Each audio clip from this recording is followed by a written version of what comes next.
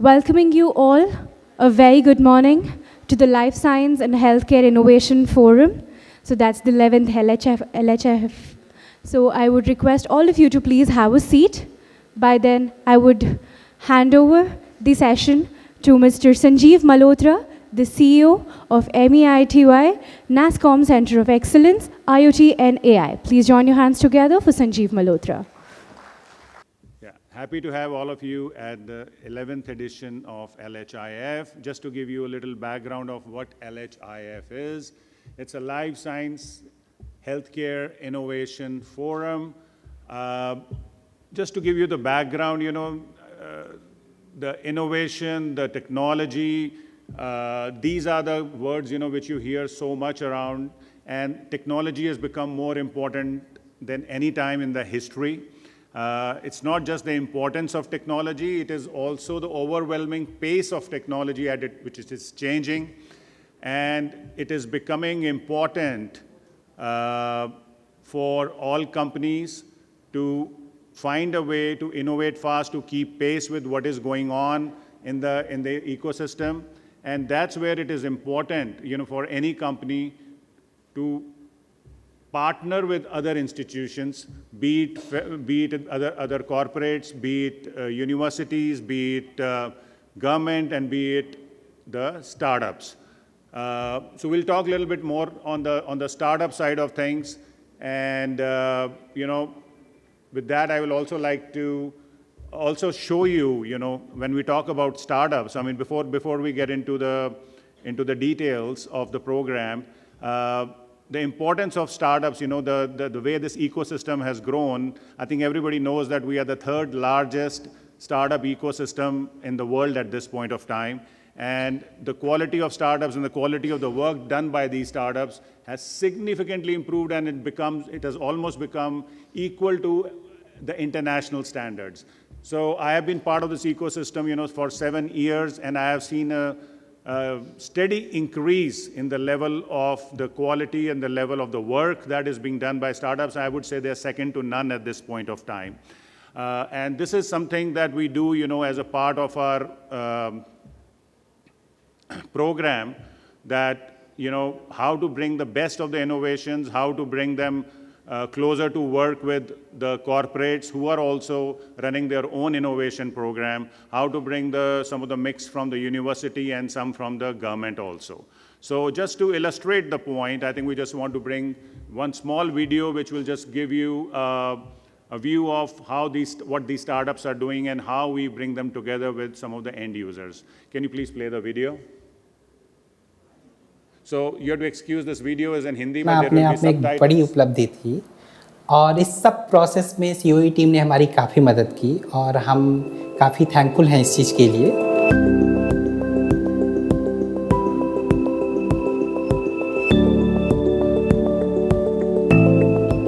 मेरा नाम सम्राट है, मैं मेट्राइन टेक्नोलॉजी प्राइवेट लिमिटेड का सीईओ हूँ। एक स्टार्टअप के लिए सबसे अच्छी बात ये होती है कि वो एक राइट प्रोडक्ट मार्केट में लेके आ सके और उस प्रोडक्ट को उसके राइट यूज़र के पास पहुंचा सके। प्रोडक्ट डेवलपमेंट के बाद हम लोग कई जगह अपने प्रोडक्ट को पिच कर रहे थे। उसी समय हम नास्कॉम सीओई टीम के साथ मिले और सीओई टीम ने हमें डिफरेंट लोगों के साथ कनेक्ट किया और हमारे प्रोडक्ट को साथ में प्रमोट भी किया। उसमें सबसे बड़ा नाम डॉक्टर लाल पैथ लैब का था। डॉक्टर लाल पैथ लैब इंडिया की सबसे बड़ी पैथ लैब चेन है। वहाँ पे जाके हमने अपने प्रोडक्ट को डेमोस्ट्रेट किया। डेमोस्ट्रेशन के बाद हमें फर्स्ट पीओ रिसीव हुआ। डॉक्टर लाल टीम ने भी उसे एक्सेप्ट किया। उन्होंने अपने डिवाइस पोर्टफोलियो में को ऐड किया और फिलहाल हमारे पास 25 इंस्टॉलेशन हैं जो कि different centres of doctor Lal path lab में लगे हुए हैं। सीओई टीम के साथ मिलकर जो हमने ये माइलस्टोन अचीव किया, उससे फंडरेज में भी हमें काफ़ी मदद मिली और साथ में हमारी क्रेडिबिलिटी भी मेडिकल वेटरनिटी में अच्छी हुई। 2 years back, NASCOM COE had introduced one digital microscope which help in remote reporting and help in fine adjustment and movement of slide on demand. This give a real-time picture, and that microscope was on very affordable price. We have purchased one microscope initially. We got very good result from that microscope. Then we have purchased 30 more microscope This is a very good initiative from NESCOM COE to connect the technology with the user. We are looking forward for newer technology from NESCOM COE.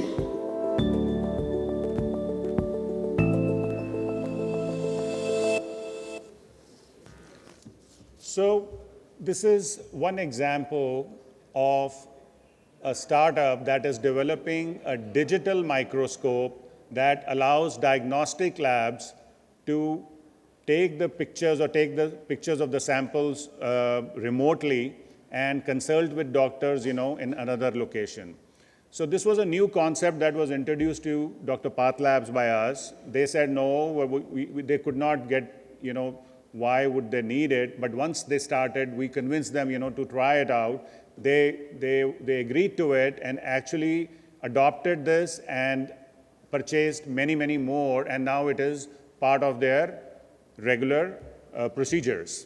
So that is the level of innovation that is going on in India. And the next thing that these people are going to do is going to add AI to their microscopes. And pretty much, a lot of these results that we talk about are going to be available instantly with some of these software that will be part of these digital microscopes. I also want to give you some other examples of the startups that have done some fabulous work in Bangalore and outside Bangalore also. One of these startups which we have been working with is Remedio Technologies. They have developed a portable solution for eye testing, which is a AI-based diagnostics. This is basically a camera that will actually detect oncoming glaucoma at the early stages. I think for those who may not know, glaucoma can actually cause blindness and a lot of people lose their livelihood. So that is the importance of this. And this device, rather than somebody having to go to oncologist, can easily be taken to any part of the country. And there is no need for an internet. There is in-device AI built into it. Now, the beauty of this device is it's manufactured in Pune, and it is sold in US. And I think we have to do something to make sure that we do more usage in India also. So this is the level of work that is being done. The second one is the device which is actually detecting cervical cancer. A lot of states have this problem of undetected cervical cancer, where a lot of women who go undetected, and by the time they get detected, it is too late. And this Periwinkle Technologies has actually developed an easy way for some of the paramedics to conduct this test and find early detection of this oncoming cervical cancer, and not having to go to hospital, but can be done in the local healthcare center. And the third one is a Curative. The name of the company is Curative. Actually, they have done image-based analysis of the biopsies, where AI can actually detect a cancer and then assist the pathologist in speeding up the diagnosis of these slides. This has been deployed in Rajiv Gandhi Cancer Hospital, and we'll talk more about it during the proceedings. But this is just to kind of illustrate the point that there's so many good solutions which are already being developed in the country. They're all homegrown solutions, both hardware and software. And the kind of impact this has is actually impacting the ground level. And we see many more of these solutions that they're already in the works, and we plan to bring them, together with all of you to actually deployment in different parts of the country. So this is a flavor of the kind of innovation we have. And I would like to thank all our partners, industry partners, who have been working with us in growing this innovation ecosystem, in growing and providing the help, not only to the startup, but overall, providing suggestions on how to grow this. So thank you to all the partners. Thank you to the government of Karnataka. Thank you to Mighty, who has been the promoter of this program. And also, thank you to the Ministry of Health, who have been also guiding us on this. And with that, I would like to give a very warm welcome to Mr. S. Gopalakrishnan, CEO of NHA, Special Secretary, Ministry of Health and Family Welfare. He has joined us from Delhi. Please give them a round of applause and welcome. Thank you so much, sir, for joining here. It is definitely an honor for us to have you here. And a lot of us are looking to have this conversation with you on how the companies here can actually contribute to the national programs. And a lot of people are eager to do that also. So with that, I would like to invite our first set of guests to the podium, Mr. Dileep Mangsuli, Siemens Healthineers. You know, he heads the center here in Bangalore and a big supporter of innovation. You know, I have known him for many years, and I think in different roles he has been supporting this ecosystem like no one else. So thank you, Dileep, for your support and very warm welcome. Please join us here. Next, I would like to invite Mr. Achim Burkart. He is the Consul General of Germany, based in Bangalore. Again, Mr. Achim, a very big supporter for innovation. We have had a chance to, host him in our labs, and he has been, putting suggestions on what we can do. So thank you so much for your support and entire staff of yours. So please be seated.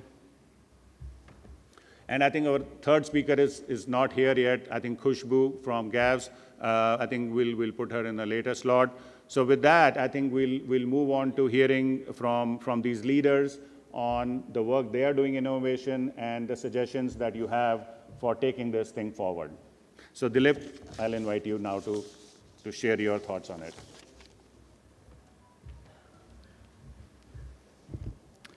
Good morning. I think the morning, the energy levels are still low. Good morning. Great. I think it's a healthcare conference, that too innovation conference. I think the energy levels need to be very high. First of all, I want to thank Sanjeev.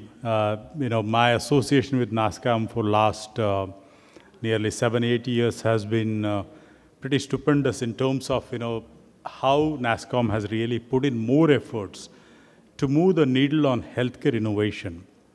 And I was personally very, very happy and personally very, very passionate about this.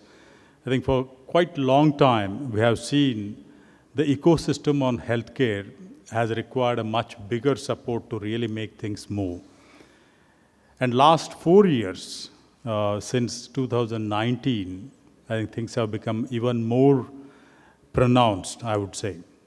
I think if we learned something during COVID, it was that healthcare was so important personally, for society, for government, for even private parties. It became absolutely an important focus. And with that in mind, I think the needle of innovation moved drastically. And there are some things I'm extremely, positive about certain things that are happening in the industry, in the ecosystem, that will definitely move it beyond our imagination. Today, I want to talk about, how do we see this from the angle of industry, and also personally from my side as an innovator or as a person who is passionately involved with healthcare, how do I feel about the future and the role of India? India's role is going to be even more pronounced. I think one of the biggest factor I would say is in 2022 we touched 8 billion in terms of population. India itself is one country where we are seeing the population growing and it is touching 1.4 billion. So that also brings in its own problems, its own challenges, its own strengths. I think we definitely in India bring strength of some of the best innovators and a young working talent who can make a difference to the world. But also, there are some things which will change. If you think about the disease patterns, this is also changing drastically. Over last several years, if you look at it, the NCDs are taking a huge leap. The deaths due to NCDs is becoming one of the challenging things for global force. And most of these deaths are occurring in the developing countries as well. One thing that talks about, if we are thinking about these deaths occurring in most of the developing countries, where the access to healthcare is a challenge, one starts to think about where one lives should not decide if one lives. This is one statement I'm really, really passionate about. Where one lives should not decide if one lives. And this is where, we as a company were also very focused. And we felt many a times we look at developing technologies which impact, developed countries and high-end technologies, but how do you really look at developing solutions for all those countries where access is still a challenge? And this is not going to happen with just about technology, but it's about PPP, public-private partnerships, the government partnerships, engagement with startups, is where you can really bring in methods of delivering healthcare, not just about technology. It's very important. Delivering to the last mile, last person is so important. I still remember a time about 2 years back, I was having a panel discussion with Ministry of Health, one of the leaders from Ministry of Health, myself, and another pharma person. We were involved in a panel discussion in a Indo-American Chamber of Commerce. And the topic was about how did we address COVID? How did we address COVID? And one thing that was very fascinating, when the government talked about their focus, which was about making the last person in the country getting vaccinated, and how to really create technology that will help you get there. It was not about really producing those vaccines, but it was also delivering those vaccines to the last minute, including ASHA workers who will cross rivers to make that happen. And it was a massive work. And while I could be proud about how technology created some impact in the entire world in terms of determining if a person is having COVID or the severity of COVID, or what could be done to improve that from an industry side, this could not have really made that possible unless there was a partnership. And this is where I see a big change. Challenging times requires innovations to come in and make a difference. And to me, I think the two challenges, I talked about the population, and also the second piece about is the non-availability of skilled workforce. Globally, we are struggling. And by 2030, we see we will be hitting nearly 10 million people who will be short in terms of skills. And we are talking about making this healthcare reach nooks and corners. How do you make that happen? Not all is dark. There are definitely a couple of positive. In fact, I will add third one, which is very positive. And very exciting thing about is the computational power in the world is growing by the minute. What yesterday was a supercomputer, today is our handheld device. And tomorrow, our handheld devices will be so powerful, we'll be able to really do so many things on our hands. In addition, I think the spread of internet is making a huge inroads. I cannot think of a place in India where I go, I don't have internet today. And digital has spread so much so that no one is thinking internet as a luxury item. It is something which is considered as necessity. And this is increasing by far the fastest in the country. And the third one, I would say, the new technologies on AI. All of you have heard of generative AI, LLMs. And these are going to transform the world. While these are going to be transforming, there are going to be always challenges as well. The ground truth, the data that comes in, that makes the decision, is something that can be impactful. There was a case a couple of days, last week, I was in one of the discussions. in a cross-industry forum, and there was one case that was discussed, very interesting. There was a lawyer who went to a court, and he was arguing on a particular case, and he was a defense lawyer. And he produced 3 cases where the decision was given which would have favored his client. And the 3 cases that he displayed as ones that were taken by different courts in, I think it was in somewhere in East. The interesting thing was, when they asked about where did he get all these details, he said he got these details from ChatGPT. And the funny thing was, they went and tried to really verify those details, and those cases did not exist. So it tells you one thing, that if you put in crap, you get out crap. So what is the ground truth of data? Data can decide if you are getting a right decision or not. That's why it's very important. While these technologies are going to be very exciting for us to really look at the future, it's also going to be important to make sure these technologies get the right kind of a data. And that can be the impactful. And that's where we come into picture. And we believe one thing, that future is going to be all about building technologies, building solutions that will bring precision to healthcare.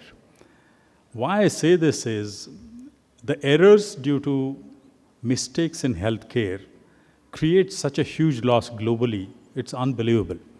In US alone, there is an estimate that nearly $3 trillion are wasted because of medical errors. It may be because of diagnostic errors, wrong treatment. The human losses that occur are humongous. And how do you address this? It is only possible if you are able to really eliminate these errors. And it is also about sustainability. How do you sustain human health? How do you sustain resources? We are all talking about sustainability of environment. And imagine if you have to take 3 scans for one particular disease, that is a waste. If you are able to be precise and do it right first time, all time, and get the right solution, you will bring sustainability to the world. And that $3 trillion, just US alone, and imagine rest of the world. That precision health is going to be the future.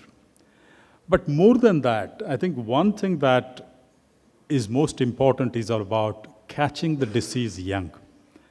Most of the people who survive diseases, some of the deadly diseases, are the ones who catch it young. And if you are able to screen cancer, and if you are able to get it at first stage or early stages, you are more likely to find a better human sustenance. But if you catch it late, it's always a struggle. Not just a human loss, but also it is a loss of income for the entire family. The statistic shows that nearly 25% of the families who go through one of these deadly diseases end up below poverty line by the time the event has ended, either in death of the person, or even if the person survives, financially they are broke. So this cannot be the way that should be the future. And here is where we believe the future is all going to be about managing the diseases, managing your health through proactively understanding your own health. Can we be that? Can we look at creating digital twins of humans? Today we have the digital twins of equipment. You go to any power plant, or for that matter, aviation. Engines that are flying in the air, before they land, everyone knows if this engine is fit to fly for the next flight before it lands. And based on that, decisive steps are taken in terms of either maintenance or whatever needs to be done. The real-time understanding of health of an engine, can that be done for the humans? And this is a pursuance that the industry, at Siemens, we are trying to really pursue this direction to create a human digital twin that can really make a difference to the future. Is that going to be possible? I'm sure it is going to be possible, but what I'm not sure is the timing. I think at times we always put a certain timeline for certain things to happen. And we'll be surprised many a times it can be faster than we expect. The pace of innovation is so high, and the pace of coming together of different walks of people in terms of technology, whether it is the wearable team, or it is the genomic team, or the diagnostic team, or the social team, who bring in more insights into health of our generation. Those, when they come together, the insights can be powerful. And these insights can lead us to developing solutions at a vertical level for a patient. And I'm excited about it. Just to give you a glimpse of how things changed, from 1974 to now, if you look at the images, how powerful they are. You could not have imagined this kind of an image to be possible. Today, Neotam Alpha, which was launched by Siemens about a year back, can create images which are absolutely unbelievable. And that can give you insights as if you're wearing a transparent glass. Imagine the MR in the 1980, which was first introduced, to today's MR on a tactography, how much of detailing you can do, the technology and the power of computation can really lead us there. And lastly, in terms of understanding the disease insights through AI, is something that has really helped us. These are all going to really lead us to a point where we will really create these digital twins. In fact, today we have the digital twin of heart, which has been already made possible, where you can mimic how a heart could behave if you want to resynchronize with electrodes, where if placed will work better. And this could be mimicked on a digital side and then can be replicated on a real side. Even on liver side, this has been made possible. Now, all this could be done because of collaboration. Collaboration possibilities of engaging and creating solutions together. I'm excited. I'm excited to be partnering with NASSCOM. I'm excited to be partnering with startups. I'm excited to be partnering with the government. We are working with the Government of India on many fronts. And we know it. It's not a belief. It's something which is a fact. If we need to create an impact, I think for a world to see the biggest impact on digital side, for a world to see the biggest transformation on digital side, there can't be probably a better place than India to create this. We saw this on a financial sector. Today, there is no other country which can do this as good as India, where digital payment is a norm of the day. I've forgotten when was the last time I kept a physical rupee note in my pocket.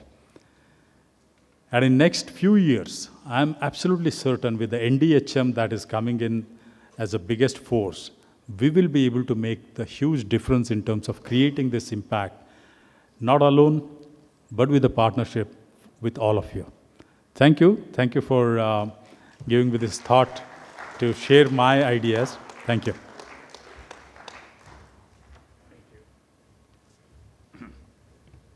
Thank you, Dileep. So you can see that, what technology is doing to us. I think it looks like imagination is the only limit we have at this point of time, whether it's human twin or producing organs in the lab, all the things which have just I think imagination is we can take our imagination. I think that's what we can do wherever we can take it. So with that, Mr. Achim, I'd like to welcome you for your thoughts. Thank you. Thank you so much for giving me the floor. And Dileep, when I saw your picture of the skull, I remember I was visiting Siemens Healthineers at the headquarters, and they made me standing in the in the middle, like here on the stage, and I had a kind of lens on, and I could just manipulate. I could drive in, I could widen it, I could turn it, I could really see all the details of the skull from inside, outside, left, right. It was really an amazing adventure, which I still remember, And thank you, first of all, for having me today. I'm a lawyer from profession and a diplomat since 32 years, so I leave all these kind of things to the experts. You are the experts. So I want to talk a little bit on other things, on the healthcare system, on German-Indo cooperation in that area, and how this will develop over the next years from our point of view. Germany's healthcare system is a well-rounded and stable one, ranking number 3 in the world's index of healthcare innovation. If there's any business that touches the life of every living being, that's healthcare. Germany is very much committed to the 3rd Sustainable Development Goal, which reads good health and well-being. That is a basic right, and it's definitely not a luxury nice to have. We do firmly believe that affordable quality healthcare should be available to each and everybody on this planet. One speech of the former German Federal Chancellor Gerhard Schröder still resounds in my mind. And he was, and he is still right. He said in the German Bundestag and the Parliament, in view to the discussion on the healthcare system in Germany, that you should not be able to reach somebody's social status by looking at the condition of his or her teeth. All should have the same access to good health care and teeth care. It is encouraging to see that the government of India and the government of Karnataka give the required thrust to this sector and thus promotes frugal innovation, telemedicine, and affordable health care to include all layers of the society and to ensure the outreach of healthcare. So Germany being an export-based economy, and we do not only do automobiles or machine tools, the medtech sector also contributes quite heavily to our economy, and we also do export 2/3 of its production to other countries. The medtech industry in Germany also offers a lot of jobs, 200,000 at least. Germany's healthcare sector, led by global players like Siemens, Bayer, and Merck, just to name a few, has far more champions, and even perhaps sometimes hidden champions. I name like Fresenius, Schott, Zeiss, BioNTech, actually the company which is behind a successful vaccination drive against COVID. The revenue in the medical technology market in Germany is projected to reach 40 billion euros in 2023. And it is expected to show an annual growth rate of about 4%. And when we talk about 4% in Germany, I always say that's a lot. If we have a growth rate of 1.5, we all are happy in Germany. It's not about these 5, 6, 7, 8, 9, 10% growth rates, which India sees. But there's a different, kind of starting point we are coming from. So we are expected to have a growth rate of about 4%, resulting that the market will reach a volume of about nearly 50 billion euros by 2028 only. Among the major German initiatives in this sector, Siemens Healthineers here in Bangalore is creating an innovation and research and development hub with an investment of 1,300 crore in addition to what is already here in Bangalore. Also, the reason why we have you, Dileep, here among us today, and you already shared with us your reasons why Siemens Healthineers is in India and why Siemens Healthineers is here in Bangalore. But it's not only the giant companies like Siemens who are the game changers in the field of healthcare, but also the many smaller startups in this space. I'll give you one example. Made in India bioprinting technology created by a Bangalore-based startup, Next Big Innovation Labs. I find that's a little spooky because they print skin. They have placed their 3D skin printers at Merck in Germany. And what they're doing with it? They prevent unethical animal testing of pharmaceuticals and cosmetics, and will soon be able to procure lab-grown skin for transplantations to human beings, needed because of accidental injury or burning. I believe firmly that only sky is the limit when it comes to the new healthcare technologies. In this journey to the new heights, Germany will definitely take part, and we will definitely also partner with India. In Bangalore, digitization and artificial intelligence are omnipresent. That is why we are all here today. Because of so many German businesses followed this path, working in Bangalore for their global IT and healthcare solutions, my consulate in Bangalore was put up to service this ecosystem. And also, in the wake of all these discussions, I'm very honored to have the possibility to meet all these fantastic and promising entrepreneurs. One example, I feel enormously privileged to meet and interact on numerous occasions with one of the most successful female entrepreneurs of India, Dr. Kiran Mazumdar-Shaw. What she has created and how many she has inspired to strive for excellence, this is absolutely fantastic. With biotech, she has put India on the world healthcare map. And today, with the Serum Institute and so many other pharma and life science companies, India has become and is known to be the world's pharmacy. COVID-19 and the horrible attack of Russia on independent Ukraine has taught us quite a few unhappy lessons, not just in the healthcare system, as you pointed out, Dileep, but also in the field of manufacturing and service industry. But there's another thing that hit all economies equally and in all different kinds of areas of economy. It was, beside the loss of lives, it is the broken, unpredictable, or unreliable supply chains. From toys, which are not so important, but important enough, to paracetamol and to high-tech medical imaging equipment. In Germany at the very moment, we have shortages in very important medication, and we are just changing our legal framework to make that not happen again. Slowly, it is getting better, and my government has set the target to put in safeguards. Germany and Europe are now focusing more on becoming resilient by building local as well as diverse value chains. But I want to make one thing very clear. We are and will be committed to free trade, multilateralism, and the rule of law, because we believe no country will be able to walk alone.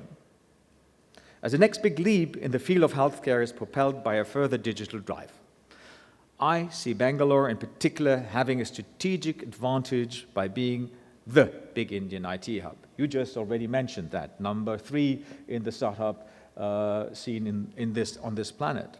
And I am sure that NASSCOM will provide a great networking platform for Indian and German actors in this particular field and in other fields. We at the Consulate, we want to facilitate this process. You may ask, how could we do that? It is through enabling exchange for studying, researching, taking part in conferences at trade fairs, and by issuing in Schengen a long-term visa. Just to give you a figure, my consulate in Bangalore is the number 2 German foreign mission worldwide by numbers for issuing long-term visas to Europe. We also try to facilitate, and we will continue to ease, the traffic jam, which quite a number of you probably have already seen in the visa question when you were looking for a slot somewhere.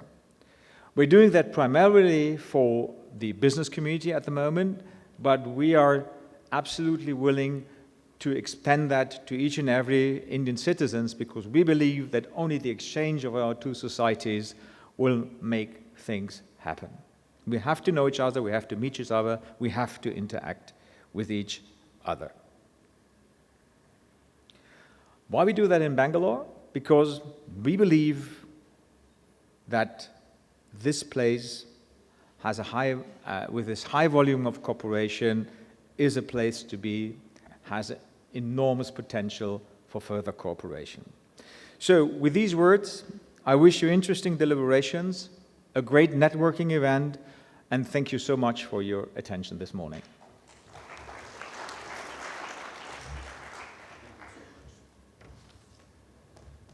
So, ladies and gentlemen, that was Mr. Achim Burkart, Consul General, Germany, based in Bangalore. As I said, one of the big supporters of the innovation ecosystem in the country, and we look forward to your support and further engagements with you. To thank you, both of you. With that, ladies and gentlemen, I would like to announce the arrival of Mr. Dinesh Gundu Rao, Honorable Minister for Health and Family Welfare, Government of Karnataka. So, it's an honor to have you here with us, sir. Thank you so much for joining us, and we look forward to some engaging discussions in the next couple of hours. So thank you both Dileep and Mr. Achim for joining us here and for your sharing your thoughts. Thank you. So next, I would like to bring a speaker from San Diego. This is a company, known in 5G, a leader in 5G, and I think you don't need to guess the name. It is Qualcomm, which has been leading the wireless race in the world and giving us the latest of the technologies when it comes to the advancements in the wireless technologies. So we have Mr. Sudeepto Roy, who will share us some of the thoughts on the 5G technologies, how they're going to be making an impact in healthcare, because 5G has been one of the important technologies, when we put the key technologies which are important for any country and definitely for India. We have launched 5G last year, and we want to see where we are going with it and what applications we are bringing. So with that, can we please have on the screen?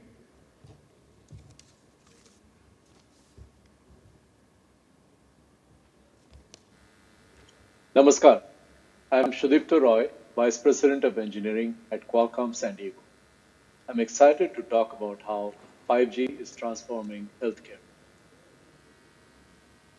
At Quality Communications, or Qualcomm, we invest in foundational system-level research that result in thousands of cutting-edge innovations, fueling new cellular technology generations such as 5G and advanced chipsets, software, and services for multiple markets, including cellular, computing, networking, automotive, and IoT. While we are blessed with the privilege of working with the world's leading companies in each of our markets, we are also fortunate to work with collaborators at every industry level. At Qualcomm, on behalf of the Patent Licensing Department, I lead worldwide ecosystem enablement initiatives, through whom my team engages with governments, skill development initiatives, university research, licensee enablement, and particularly with early-stage startups. In India, we run 6 ecosystem programs, including our signature Qualcomm Design in India Challenge for India's foremost deep tech startups in support of the government's Make in India initiative. You can check out the breadth of these programs by using the QR code below. Worldwide, we have incubated over 225 startups, a third of whom are in the healthcare field. I'll share some of the insights we gained from working with these startups. First, a word on the progress of 5G. Launches began in 2019 and most recently in 2022 in India, where there has been an impressive build-out already, sporting a large install base of tens of millions of 5G phones and coverage from over 1 lakh base stations. Per a recent study, 5G speeds are living up to the promise. The median 5G download speed in India is 25 times that of 4G. At the onset of 5G launches, we had commissioned an economic study that projected over $13 trillion generated by 5G over the coming decade and a half. One of the key trillion-dollar use cases studied is indeed that of healthcare. In the healthcare fields, the effect of 5G broadband speeds, massive device capacity, and low latency result in 3 categories of transformations in in the standard of care. First, leveraging connected intelligence. Examples are hyper-efficient hospital and patient care workflows. Second, innovations at point of care. Examples go beyond telemedicine by providing customized patient monitoring, diagnosis, and care. Third, extending the reach of healthcare. Examples include smart ambulances and remote access to specialists.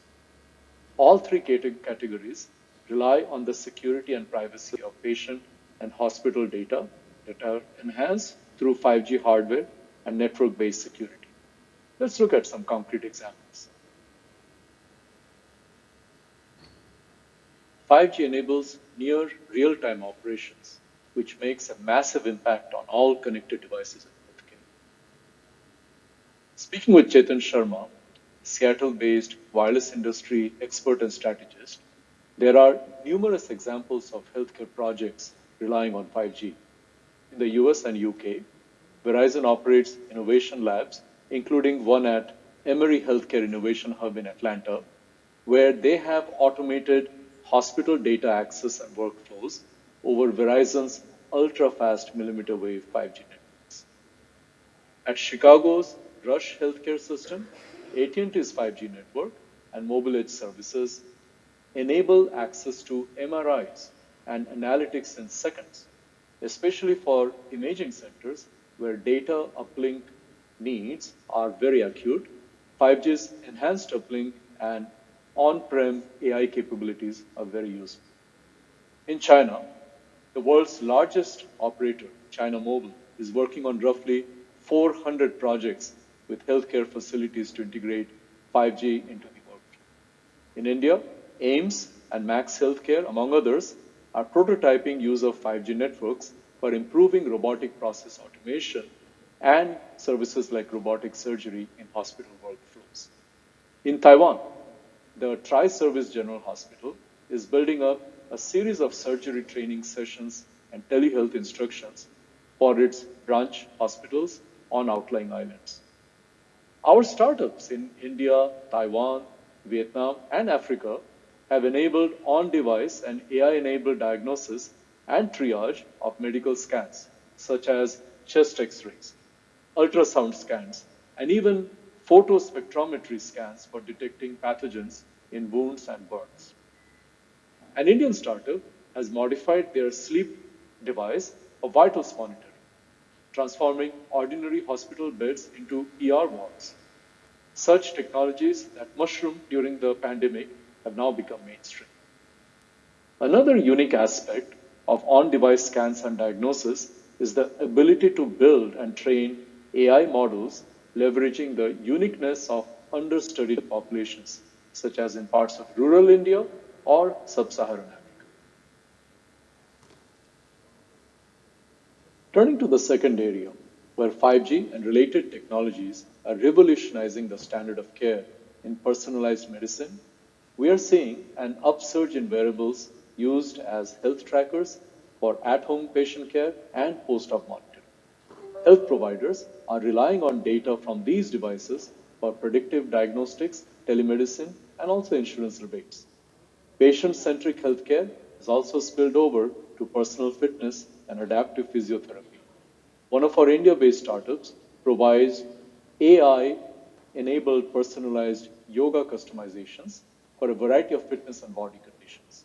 A Taiwanese startup has come up with on-device and cloud-enhanced voice adaptations for deciphering the utterances of those with speech impairments, which are unsupported by standard voice assistants. Yet another of our Taiwan-based startups offers a continuously connected intelligent voice assistant for mental health care across the Mandarin-speaking diaspora. Surprisingly, there's a large user base for this service in India, given that those on work assignments tend to get lonely and find such mental health care services in their native language quite crucial. For extending the reach of medical care, 5G technologies are at the forefront. During the pandemic, Qualcomm's 5G technologies enabled smart ambulances in the city of Wuxi in China by sending vitals, diagnostics, and on-site audio-video data back to the health centers.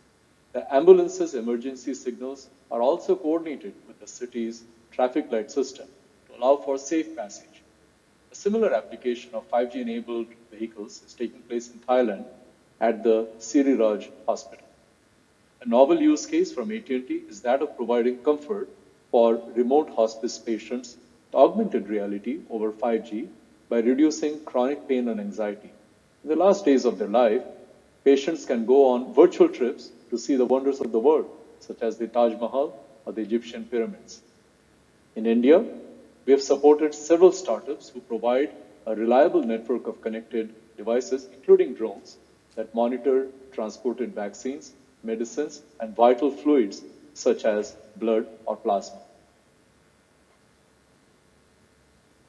It is worth emphasizing that 5G is not a simple cloud-to-device connectivity network.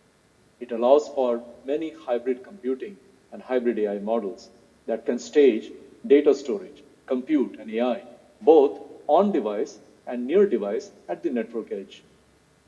I hope the examples of the use cases I shared inspire you to think of further innovation in healthcare. If you'd like to learn more about the individual startup whose use cases I've cited, please do not hesitate to contact our Qualcomm India team. In closing, I'd like to thank Navratan Kataria and Sanjeev Malhotra for NASSCOM's collaboration with Qualcomm's ecosystem activities in India.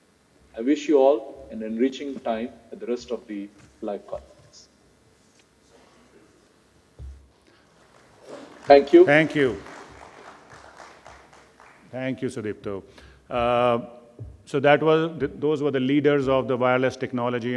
Those who are interested in knowing more on 5G, we have Hemang from Qualcomm India present here. So you may connect with him to learn more and probably if you want to visit their ultra-modern labs in Bangalore.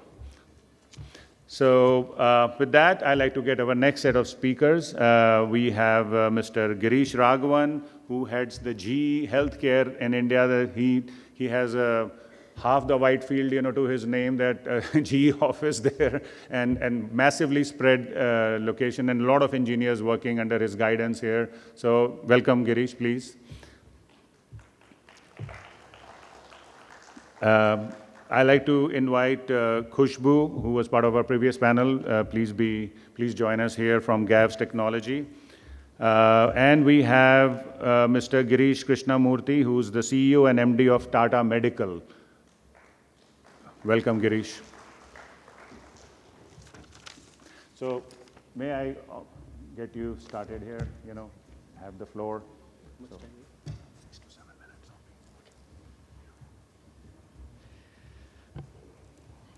Firstly, good morning, and I would like to thank Sanjeev, Navratan, and others for the opportunity to present here. I would like to start with talking about the technology center in Bangalore. I wish what Sanjeev told is true, that half of Whitefield belongs to me. Unfortunately, no. Okay. But we do have perhaps one of the largest technology centers for GE healthcare in Bangalore. So we have, to our credit, given out something like 1,100 patents over the last several years. We have perhaps the largest labs for GE healthcare today. In Bangalore. We have around 85,000 square feet of labs. We have more CTs than you would find in any hospitals in India. You will find more X-ray systems than you will find in any city in the world. You will find X-ray systems as old as me to the latest and greatest X-ray systems. So massive infrastructure we have built over the last 30 years of our existence to build and provide world-class healthcare both to India as well as to the world. We also call ourselves Mini GE Healthcare because this is also the only center globally for GE Healthcare where pretty much all of the healthcare businesses happens out of one place. For example, if there is a need where you want to collaborate an ultrasound with MR, for example, right? There's no other place where you can do it apart from India, and that makes it very special. We had a previous speaker from Qualcomm talk about 5G. We have a 5G lab in the tech center. The only 5G lab today globally for healthcare is in Bangalore. So a lot of advanced work happening on applied AI, 5G, cyber, and so on and so forth. So with this, I would like to talk about some of the, next page. Yeah, some of the challenges the industry is facing today. Right? So if you look at healthcare, as Dileep and the previous speakers are talking about, we are going through a tremendous transformation phase in the space of healthcare. to such an extent that few years from now, we won't be able to recognize the healthcare system we have today. I'm sure many of you would not even recollect what it takes to go to a bank. Right? At some point in our careers, when we were small boys, the most powerful person on earth was either a postmaster or a bank manager. Right? Today, things have changed quite a bit thanks to technology. So there's a kind of massive transformation we have seen with the telecom reforms and banking sector reforms over the last many years. I think we are pretty much at the same juncture as where we were many years back as far as healthcare is concerned. So if you look at, as an industry today, we are going through some pretty challenging issues today. One is accessibility, right? So even today, as we speak, every year, we have a sizable population of people who are migrating from what we call the poverty to middle class, and with that comes the propensity to pay for healthcare. But unfortunately, the healthcare systems we have today are not so elastic enough for it to expand to take that particular need. So that becomes a huge challenge on how do we take healthcare to the tier 2, tier 3 cities across the world. That is one big challenge. Second is massive wastage in the system. Right? If you look at some of the large countries in the world, OECD countries, tremendous waste in the healthcare system. If you take at US, for example, we have 18% of the GDP is spent towards healthcare, and questions are being raised is US getting proportionately the same value of the money what they spend towards healthcare? The third big issue, and which is very acute in countries like India, is the availability of trained technologists in the country. If you go to a tier 2, tier 3 cities, it's very difficult to find trained clinicians or even technologists to operate a complex CT or X-ray or MR system. As a consequence, a lot of the folks come to bigger urban cities, and with that comes the cost of healthcare going up. And lastly, the very challenging problem we have today is clinical outcomes. I don't know how many of you know, right? The third largest cause of death in the world is medical errors. Right? It could be medical diagnosis, could be mistreatment, misdiagnosis, so on and so forth. 10.x% of the people in the world, death happened because of medical misdiagnosis. So these are very acute problems the industry is facing today. And then comes we have COVID. COVID came, and I think COVID transformed healthcare to a large extent at a much faster pace than what we had anticipated, right? So we call ourselves as before COVID, after COVID. That's how we'll remember healthcare in the years ahead. So if you look at today's healthcare, it's all virtual. I don't know how many of you would even ever thought of making a video call to a doctor in the pre-COVID world and just tell, okay, I have a problem, can you help me with a diagnosis? Today, if you go to a hospital for a small issue, it looks very abnormal, right? Practos and others have made a huge inway into virtual care. Similarly, we are finding a lot of things happening on remote patient monitoring. See, today, after a clinical procedure, people come back home, and there are means through which you can remotely, including 5G as a technology. We have an example from Wuxi, which was demonstrated in the previous speaker, where you can remotely monitor vitals from patients, and you can monitor remotely, which means that you don't have to occupy those beds for a long period of time. So tremendous transformation in the post-COVID world in terms of virtualization of care. The healthcare delivery models have changed tremendously over the last many years.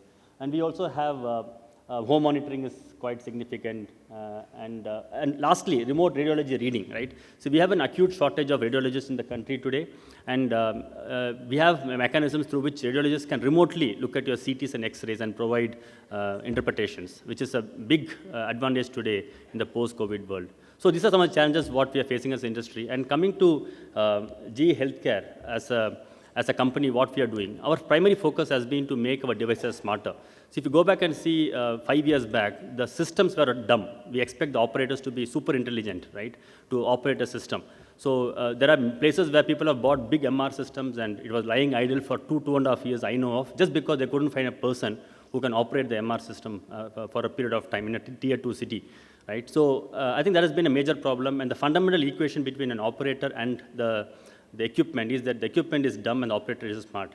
So what we have been doing over the last few years, including GE and some of the large companies and startups, has been trying to change the equation and make these hardwares much more smarter. That today, if you look at the healthcare systems we have today, the CT systems are so smart that the CT system can tell the operator, look, for this patient on the table, it will just go back and look at the risk system, the HIS system, the hospital information systems, whatever you have, and it will recommend to the clinician or technologist what protocol to use. So that is how intelligent the systems have become of late. We have seen a lot of cases even today where the systems are so smart that after an MR scan, the system will tell the operator, look, I think the patient has moved quite a bit. Maybe you should take a rescan. Right? There are cases in X-ray where after an X-ray is complete, the patient has to wait outside for days for few hours, right, before he can get his report. But today our systems are so smart that after the X-ray is complete, the system would automatically do a first assessment and bring it up if there is a problem today. So that is one major change we are seeing today in the healthcare industry, and that is driven quite a bit through AI. Right? Applied AI is playing a huge space in this area. And if you look at some of the work we are doing today in GE to make the systems intelligent and smarter, to make the systems intelligent and smarter, we do have a lot of data we are collecting from hospitals across the globe, and that actually helps to make the systems smarter as we go forward. So to conclude, I would say that we are definitely in a very in a transition point, right? And some of you are in the healthcare industry. I'm sure you will be very fortunate to know that years from now, right, you all played a very important role to transform healthcare to the space we are in today. So thank you, Sanjay, once more for the opportunity.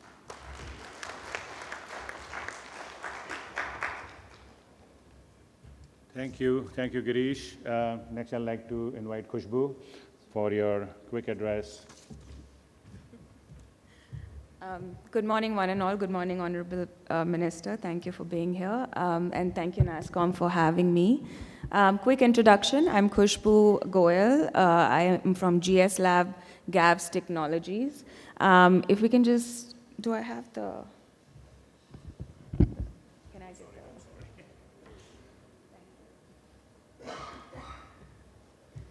So I'll just I'll try and be quick and concise here. So just to give you guys an overview, GS Lab Gavs is a digital transformation technology and services company. We are spread across multiple industries, healthcare, BFSI, but healthcare being our primary one. Our largest piece of work that we do is in digital product engineering, whether it's creating new bespoke products or whether it's enhancing and modernizing existing products, which we see in healthcare in India a lot. A lot of hospitals here have legacy systems which they've had for 15, 20 years, and we work on enhancing them, modernizing them so that they are up to date with the technologies, have AI use cases built in, have automation use cases built in, etc. In addition to that, some of the new work that we're doing is in advanced analytics. I think we've heard from speakers here already about how data in healthcare is so prevalent. So one of the pieces of work that we're doing is harnessing this data and providing insights not only for clinical decision support, which will help reduce the medical errors that our previous speaker had mentioned, but also for operational efficiencies so that there can be cost cutting and that savings can be reinvested in more digital innovative solutions for healthcare. So that's kind of what we do. I'll just spend a quick minute on our footprint on the healthcare side. So I would say 50% of our customers are in North America. So we do have our headquarters in Princeton, and that's where we primarily started our healthcare journey. But over time, especially the last couple of years, we've started working with some of the large players here, Apollo, Max Healthcare, and are currently engaging with them in some of these digital transformation journeys. So my particular role at GS Lab Gavs, so I'm not a technology person unlike most people here. So I come with a healthcare background where I have spent time in hospitals, understanding what the processes are, what the pain points are of the clinical staff, the administrative staff. And so the point of view that I bring to our work at GS Lab Gavs is that for every technical solution that we are offering to our customer, we make sure that we understand what their reality on the ground is and how that impacts business and eventually patient outcomes. So that's kind of the role I play, where we assess the impact of the work we do on the business and the value that we can eventually drive for the hospital or the patients in the end. So I'm not going to spend too much time on each of these points, but essentially these are some of the challenges and the opportunities that lie in healthcare where technology can play a role, right? So for example, I think $20 billion are lost globally due to medical errors, and not to mention the lives that are lost. So the point that I want to kind of marry the two is the one way to avoid or address these challenges and opportunities in healthcare is technology, whether it is robotic process automation, so there's no manual entry required at different stages, and there's no medical documentation errors, whether it's advanced analytics, which takes a look at the patient's history and is able to predict whether a patient is susceptible to a certain infection or diabetes, really predicting some of the outcomes early on. And of course, AR, VR, which can improve the training that medical professionals go through so that there is fewer errors early on in the careers. So these are some of the challenges we try to address with the work that we do with our customers. Having said that, so typically we do start off on the left, right? So our entire model is a bimodal strategy where we help you first realize money through some of the traditional ways of improving your efficiencies, whether it's operational efficiencies. So first we realize the savings and then help you reinvest in the more advanced, whether it's advanced analytics, predictive healthcare, and really focusing the shift from sick care to wellness care. And we do that, by partnering with many startups that are here. We don't believe in necessarily reinventing the wheel, but when we find an opportunity through our assessments with our hospitals, our next step is to see, let's see who's doing this already, and maybe we can collaborate on that and deliver speed to value and speed to delivery for customers.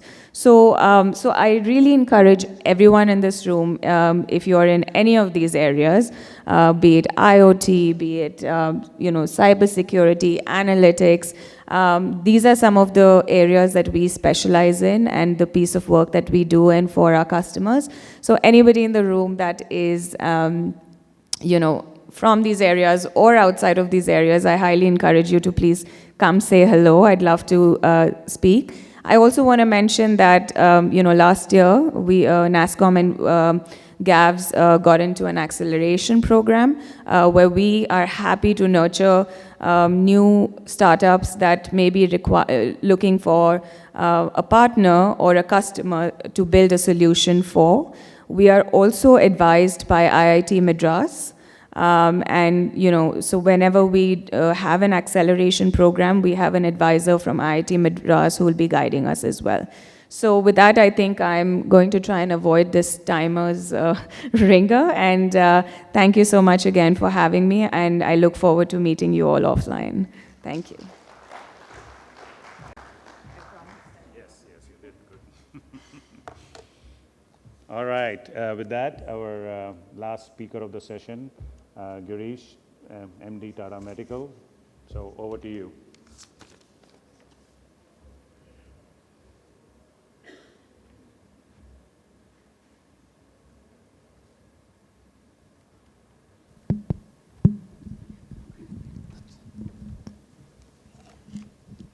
Good morning. Honorable Minister, welcome. And thanks NASSCOM and MITI and various other organizations which has organized this event. So I just want to, given the 7 minutes kind of a timer, I want to address few key thought process which is happening in my mind. The very pertinent topic of today, this conference about patient centricity in the digital healthcare transformation model. So what I thought is, I will share for the couple of minutes what I think really about the digital transformation AI based on our real life experience. Also share my thought process on patient centricity means, what it means in this sector. Also, the last few minutes, I'll try to show some of the work from Tata we have done in this space, which can lead us to the future. See, when you look at healthcare, while all of us know digital is real, AI is real, and all of it's going to create an impact. When 40, 50 years before, when we started doing data integration or data consolidation in a centralized place and in an IT sector, we saw a huge impact in financial services. We saw a huge impact in manufacturing, in retail, any consumer-driven businesses. But the healthcare has been lagging behind. Why? If you look at closely, just by bringing the data to a centralized location, healthcare problem is not going to solve, because healthcare data is very different. Why healthcare data is different? 5 minutes before your BP is no longer valid for a clinician. That means healthcare has gotten a highly perishable data. And the healthcare is one sector which produces a lot of unstructured data. And structuring healthcare is the most complex piece of it. And the third point which you look at it, the industry, now when we look at the data, data leads to digital, digital leads to data, and digital put together brings you AI, all these great things. Now how do we bring it to the today's topic about patient centricity? Why the other industries was able to go into a customer centricity very easily, not healthcare? You take healthcare from the Hippocrates age to today, every processes of healthcare is generally designed and driven by the health scientists or the physicians, which is not something which is driven. Second important point, culturally this sector, have you ever seen a doctor calling a patient? Doctors, lawyers, chartered accountants, by the professional model, there is not an intuitive customer or a patient centricity driven in the basis of this whole sector. So suddenly bringing digital, suddenly bringing AI, imagining that it is going to change, it's a tall order. Let's first understand that. It is not an industry which is going to get transformed overnight, very, very complicated. And more importantly, the healthcare is not a problem of like a commercial economic. It's a social, it's an emotional, it's a fundamental fiber in the structure of the society. So the problem has to be handled very differently. With all of this, I'll quickly move on. See, the digital transformation we attempted in 2015, see in 2015 in AIIMS in New Delhi, the patients used to come in the morning, about 10,000 new patients. This is the largest hospital in the world, attracts new patients on a daily basis. 10,000 new patients walks up into AIIMS and stands in the queue at 3 a.m. in the morning. At the evening at 4 p.m. in OPD, they might see a doctor or not. Even if they see it for 2 minutes. So it takes sometimes, average a patient to see a doctor for 2 minutes, it takes 2 days. Sometimes I've seen it is about 20 days. We took up this challenge because it was a precarious situation. It's a flagship hospital of our country where access becoming a huge issue. Digital saved us, data saved us. But what we did is, for the first time in the world, we reimagined the processes of healthcare, challenged the processes are driven by the doctors and health scientists, and redefined, reimagined, and implemented within 4 months by increasing the capacity of infrastructure by about the physical infrastructure by 20,000 square feet. We guaranteed every patient who walks into AIIMS can see a doctor within 2 hours. With that experience, the Government of India has requested us to look at whether this model can be extended. We connected a concept called, a patented technology called Digital Nerve Center. We created a centralized nerve center in Kerala and connected India's top 4 large cancer hospitals, managed 1.8 million patients' care on a patient-centric manner. What was the result? You know, the care which was taking 9 months was delivered in 4 months. A care which was consuming, a surgery which was scheduled about 6 months later has happened. Tumor board happened. Every parameter of the cancer care important. So very important knowledge on this I want to say. Most of the healthcare innovation, I saw a speaker from GE, Philips, Siemens, all of the great companies we all work together. Most of the innovation last 25 years in healthcare, if you look at it, it assumes the innovation has to happen when a patient is with a doctor. But the two-thirds of the world's problem is how to get a correct doctor at the right time. So that is where we thought a lot of innovation is to come. We started creating a lot of innovation. But we also recognize from Tata Group, it's not a commercial business you have to immediately jump in and create products and services to go to market. So we started doing very large experiment nationwide. One of the wonderful experiment on the primary, so we started with the multi-speciality AIMS kind of an hospital, moved to cancer care, but the bigger problem of the country is the primary and secondary care. Not only in a private health system, the bigger challenge we have in public health system. So, essentially, before coming to the public health system and primary care, I have about 30 seconds. So, I want to leave you what is the necessity of a digital transformation. The current healthcare is episodic in nature, and it is disjointed in care. We have slowly evolved over a period of last 25, 30 years. Care only can happen in the hospital. It was highly driven by payers because of the Western world model we adopted. And the last one, it is not patient-centric. Mostly healthcare is driven by human resources like a doctor in a clinic, or a surgeon in an operation theater, or a technician in a procedure lab. That is moved on. We added about 4 layers to this. One is the network. It's a network of process, people, everything. The second one is the process, which I told, reimagine the process on this. Third one, a new job definition we call as a digital workers. Basically, a new worker who augment doctors. Because in cancer care, what we saw, 52% of a doctor's time is spent in non-clinical activity. The last one is the technology, which is the platform. Putting together, we came up with the 5 principles. Continuous, connected, proactive care is the need of the hour, which is possible only with the digital technology. The last 2 part, which should be close to patient, both not only nearness and also dearness. The last one is the patient-centric. With that, I'll quickly take 1 minute, Sanjeev, with your time to close this. We attempted this experiment in one of the districts nearby in Kolar, near Bengaluru. And Kolar is a district with about 20 lakh population and neighboring to both Andhra Pradesh border and Tamil Nadu border. And we established a digital nerve center in the Kolar district headquarters in the district health office. Every citizen's healthcare on top of the public health system, we augmented using technology and process, just by adding about 25 doctors from Tata Group and about nurses and patients, the coordinators. In every PHCs and subcenters and district hospital, we had coordinators to work with the district surgeon and district health office. Amazing result. Last 6 years, this is the topmost district in the whole country in health parameters on anything. And what World Bank and WHO,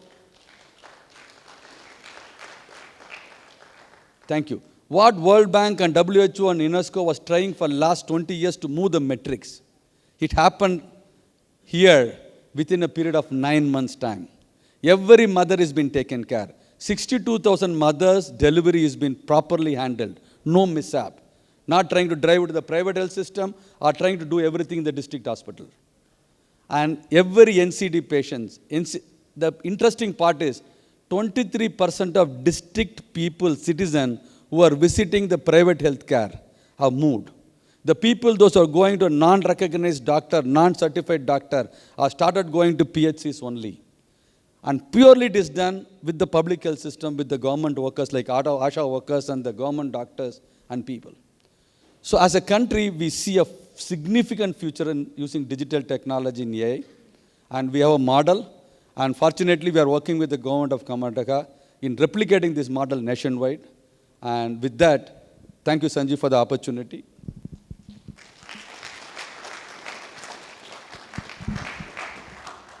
Now, we'll definitely make a plan for larger teams to visit your Kolar Center. Some of our teams have already been there and have a lot of good things about it.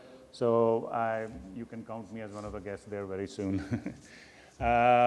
So thank you, all of you. Thank you, Girish from GE, Khushbu from Govt, and Girish from Tata Medical. Thank you so much. It was wonderful. Yeah. Thank you.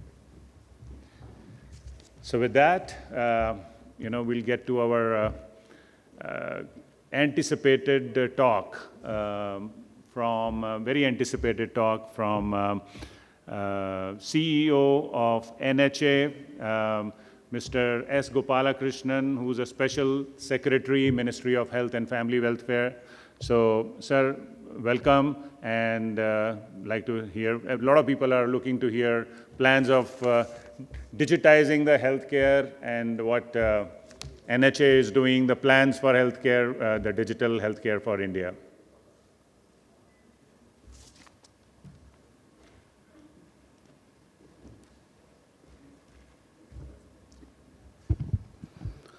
Honorable Health Minister, sir, stakeholders from across the health ecosystem, talking about digital health in this audience will be like taking coal to Newcastle. I'm sure all the people here are deeply engaged. Going with the sequence of what we saw in the earlier presentation, I would limit my comment to a few aspects of what is called the Ayushman Bharat Digital Health Mission, which is also referred to as NDHM. It's all the same. And then we can see how we can take this forward in the subsequent discussions. So basically, the future is digital, not merely for the sake of what digital technologies can provide, but if we were to really deliver healthcare. See, in a country of India's size, there's going to be places where Kolar, where you've got public facilities, you'll have big urban centers. Healthcare is going to be provided by the public and the private players. I think that is going to be a given. Secondly, there's going to be a multitude of players across the healthcare sector. Now, to provide better services, there is no other way except to go digital. I'll just give you a crude example. So we have identity systems. The US had the social security numbers. In India also, you could have had many, many different IDs with different depths of biometrics or technologies. But ultimately, it had to be one Aadhaar, whether you like it or not. As long as there is no single national database of IDs, we cannot sort of work across silos. There can't be any portability, etc. On the same example, Aabha number is there. Aabha number is the Ayushman Bharat Health Account. Now, basically, to be very blunt, even in this audience, it is a proxy for Aadhaar. It is a 14-digit number. It is a proxy for Aadhaar. Now, how does it help us? Now, that is where even within the, I wouldn't even go to the states, even within the central schemes, even among the various schemes, there is little visibility. See, there could be somebody who is there in an immunization database. There could be somebody else who is in the next RCH database. There could be somebody who is in the TB. I mean, there is a plethora of databases, but there is very little visibility. We still continue at the health ministry level to create different IDs for different schemes.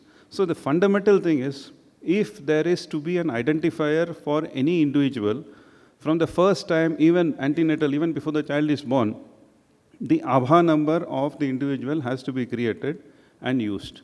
Now there, it's a tough challenge. It involves, it is not a great technical challenge, but I think it is more of a behavioral challenge. How do we ensure that every individual starts off with his Aabha number? I don't know how many of us have Aabha numbers also. So, I mean, the next stage is, if you look at various other registries, these form the core of what is called the health mission. Now, again, why I gave the Aadhaar example is, whether you like it or not, because this is not a debate about which is better, which platform is better, etc. The ABDM provides the uniform national digital platform. If it were to enable greater dialogue among the databases and provide portability. So naturally, the next registries follow. We need a health facility registry. What is a health facility? It could be a sub-center, CHC, PHC se leke all the way up to your dispensaries, clinics, one-man doctor, chota clinics, public hospitals, medical college hospitals. A unique, so the next stage is every health facility is onboarded on the ABDM and it has a unique code. Fine. Next is the health professionals registry. So health professionals registry is given by the concerned regulatory entity. So if it were doctors, it will be the National Medical Commission which will validate. Because once you're on a platform, you don't know whether that guy is a genuine doctor, etc., and all those things. So it has to come from a regulated entity.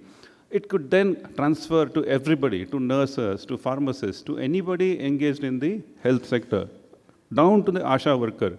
So we need to have a database linked with where the individual is concerned, the citizen is concerned, it is his ABA number. The facility it is concerned, it is the health facility registry. The professionals come into the health professionals registry. Similarly, the next is labs, all the different labs, different branches of the various labs, and ultimately even the drugs registry. Now, once this happens, where does ABDM fit in and set it? So ideally, we need total portability, paperless, digital. So some of the essential components of the ABDM ecosystem are privacy. Any data, there's no data which will reside in the NHA or the ABDM or anywhere. Data is generated, to give a crude example, I've come to Bengaluru and suddenly I have a problem, I go to a lab for a diagnosis, sugar, blood, whatever. So I go to a lab, I do a transaction, I just test my sugar or BP or something like that. Now, in that facility, it could be the Path lab here, Dang's lab or whatever, or it could be a public hospital. Now, I register with my ABA number, I do a blood test, and that rests with the lab. He can share it with me on my DigiLocker. Now, it's a transaction between us. Then I go back, after 2 years, I go to some other doctor somewhere, and then I should be able to just click and send my test report to any doctor or any lab there. The data is not in the system. Now, this is possible only when at a national level, all the health professionals, all the health facilities, and all the labs and everybody are ABDM compliant. So that is the moral of my exercise, because it doesn't require any great change, it just requires better integration. Every hospital will have a HMIS. In fact, the NHA portal provides for a free HMIS. If you're a small clinic, you can simply download it and start using. You just no need to invest in anything. So that should be ABDM compliant. We saw the Tata example. All the Tata solutions are ABDM compliant.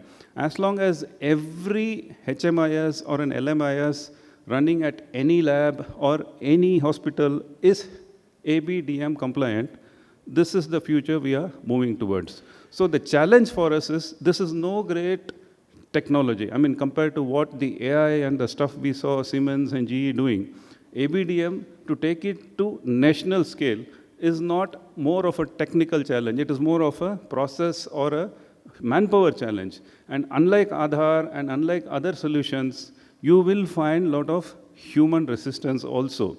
There are people in the health ecosystem who are not comfortable with greater transparency. There are doctors sometimes who are opposed to it. So that makes the policy aspect more interesting. So just in order to not to take further time, what I would request is anybody, and ultimately this is not one solution. See, you have certain simple black boxes in between. For want of a presentation, I haven't got it. See, for example, the whole ABDM ecosystem is like a black box where anybody, as long as he's ABDM compliant, can have a transaction with anybody else. I mean, to give a crude example, I'm sure many of it is already in practice. I'm looking for a teleconsult. I may be on one particular application, say Practo. Some other doctor may be in some other application. How do I meet him? How do I have a transaction? So the bottom line is, you could have any technology, any system. As long as it is ABDM compliant, this brings about the portability. I think that is the key thing. We have a long way to go in terms of taking it to the last citizen. This is an idea which is waiting to mature. I mean, in the way, unlike Aadhaar, which ramped up, the ramping of the digital health depends on concerted efforts by governments, by public hospitals, by private hospitals. We are looking at situations where patients come in and say, I want to register my ABA number. I mean, as a big hospital, you don't have to do anything. You have your own HMIS. You just have to ensure that you provide a facility, you integrate with ABDM to first generate ABA number, Second, generate a health record. And M3 is link the health record to the ABA number and make it available to that person anywhere, wherever he or she wants it. So I think that it has had the best of the thought going into designing it. The challenge is to take it forward. So I would invite your attention to the ABDM portal. The ABDM portal has a lot of content on how healthcare solutions integrate into the ABDM model. And there's a lot of work for the states and mainly the central government also. So everywhere, if there is an ID to identify an individual, it should be the ABA number. I mean, even that is still not percolated down into the health machinery, into the health ministry, I will say. So even we are facing that as a big challenge. We are moving at it. And ultimately, greater awareness is required. And ultimately, privacy is critical. I mean, we all of us remember even about the COVID incident which was reported, etc. We cannot have any compromise with respect to health data. Privacy is a very, very fundamental right of the citizen, and only the citizen owns his data. But at the same time, with suitable technologies, if we have a data at national level coming from ABDM, it will also be a very fantastic public health policy input. We can get clues about what's happening where and how the health systems will respond. We will be actually able to ramp up and provide better individual health and also push public health when we have ABDM at a national level. With my exposure, I still feel there is nothing like ABDM anywhere in the world. I mean, there could be a lot of high-tech interventions here and there, but for the citizen to make healthcare a comfortable experience with public and private, digital, paperless, ABDM is a fantastic solution waiting for its time in the sun. And with people in the audiences who are involved here, I'm sure we'll soon reach the total coverage of ABDM across the country. So I wish workshops like this, we also get more ideas. I request all of you to kindly engage with NHA and help us take this forward. Thank you.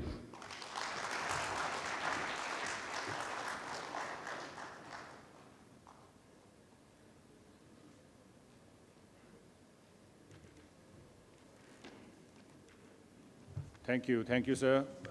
I think a lot of people here in the audience actually are looking for ways to how to engage with NHA in a way that, there are a lot of people want to contribute into this digital effort, and no better place than Bangalore. You will not find more people than anywhere else in the country than in Bangalore, right? So I'm so happy that we have you and we have the Honorable Minister today, and hopefully we'll have some engaging discussions on this topic a little later on during the day. So with that, we'll go to the next part of the program. I just want to introduce one of the programs that we do, to proliferate or these technologies which are developed by the startups into the hands of the users. One of the challenges we have a huge startup ecosystem in the country. I think everybody recognizes that, knows it, and have seen a lot of things also. But I think the gap where it exists is how do the end users get to know the technology which is being developed in different parts of the country. Some of these technologies are being done in Bangalore, Hubli, Chennai, Hyderabad, everywhere, right? And I have seen it myself, because we have gone and taken some of these solutions, which are developed in Bangalore. I was talking, before Honorable Minister arrived here, I was talking about the AI solution for detecting glaucoma, which is developed in Bangalore, produced in Pune, used in US, but our people in Punjab do not know about it. So I went to AIMS. I'm not talking about ordinary institute, ordinary thing, but their AIMS in the country will not know about solution, but 5,000 units are deployed in the Walgreens and the Walmarts of US. So I think we need to bridge that gap, and that's the effort that we do through this program called Healthcare Innovation Challenge, where we invite, people from the hospital, medtech companies, the insurance companies who all constitute this ecosystem, as to how do we, to bring out the areas where they feel the pain, where you feel digital can actually solve these problems. So this Healthcare Innovation Challenge has been running for we've done 3 editions, and this is the 4th edition we are doing, where people have brought us problems, both from operational efficiencies, the data insights, how to reduce the cost and how to increase that, many different use cases that we have covered. Next one, please. So just to give you an example, I'll not read all of them, but just to give you one or two of them, people have come, how do we do AI for adjusting claims and how do we automate the claim? Very, very tedious process, when we use the insurance. How do we automate our OPD system? People do not have to, how do we do, touchless process? People do not have to go exchange currency notes or cards or this, they can do it all at home. So these are the type of use cases that we have covered. And just to talk about the type of institutes who have worked with us, they're just, it's just a sample one, the list is bigger. And the challenge we did this time, there are 5 different institutes who participated in this. And we have a fortune of having 3 of them here today as a part of this conference. And we'll just want to bring out the impact these startups are making in the end user territory, right? And the first one is from Rajiv Gandhi Cancer Institute, one of the prominent institutes in the country when it comes to cancer treatment, which is now turning into taking a proportion of an epidemic now in the world, I would say. And this hospital has been at the forefront of technology adoption. We have done many use cases with them, and this one in particular, I like to invite their head of technology, Mr. Devedi. I hope he's here. Anji, Devedi ji, please welcome. So maybe you want to explain the use case and the process that, take 2 minutes to explain how the process works and how you have worked successfully with the startups. Mike, please.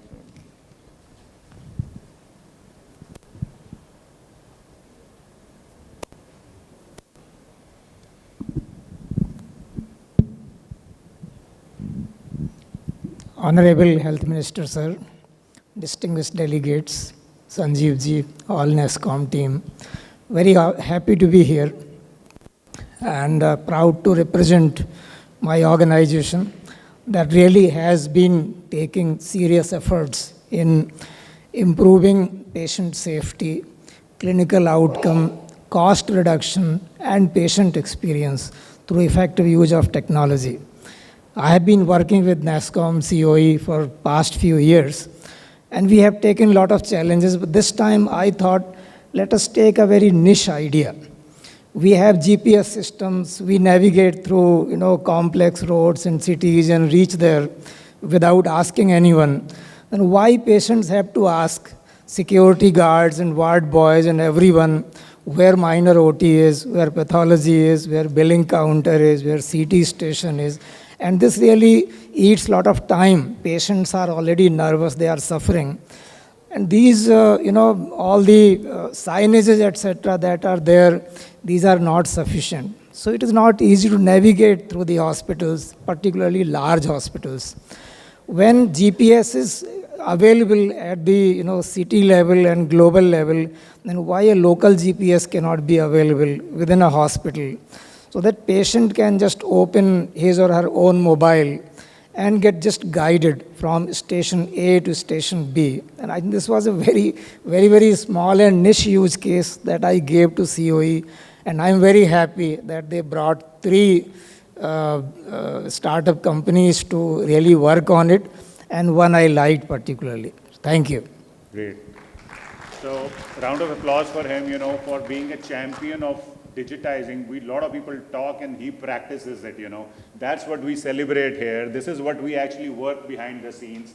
We look for areas where we can make a difference. That's our team in the COE is doing, sitting in Bangalore, working with people in Karnataka and across the country. When it was created, it was a hub and spoke model, Bangalore being a hub for all the right reasons. And so happy to see such success stories, and we want you to create more with us. So please wait, we want you to be awarded by the Honorable Minister once we cover all the use cases. Please be seated, I think. Thank you. So next one, please.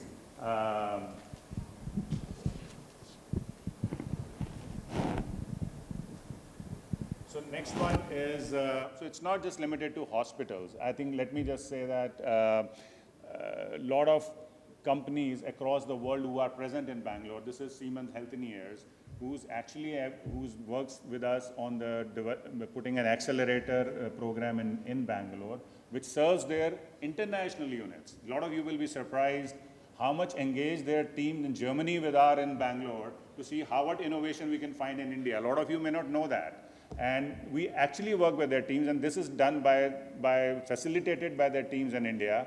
So Shamnath, please come to the stage. You have been our point of contact who brings the teams from Germany in India together to discover these innovations which can actually be adopted. And we have had a lot of success stories. We'll not cover all of them today, but the one particularly you did first, Sham, please explain to everyone.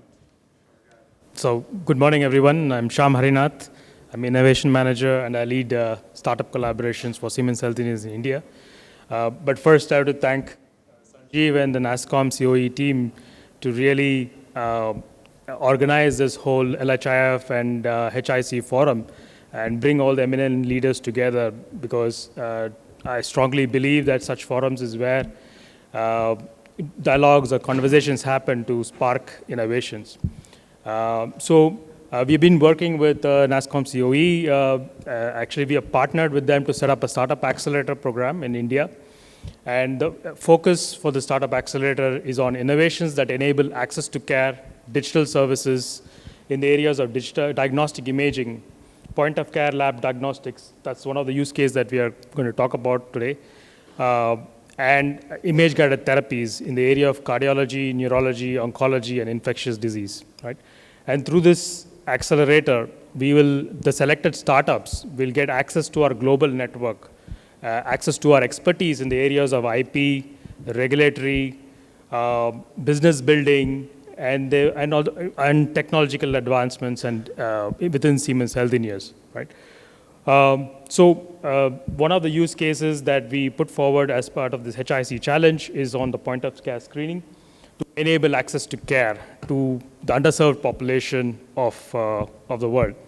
And we have been working with many startups. We are already in this area, and we are also evaluating a few startups that are present here today to work with us in our vision to enable access to care to everyone. Happy to continue the conversations in the networking event and explore synergies if any of the startups are in this area as well. So thank you, NASSCOM. Thank you. Thank you.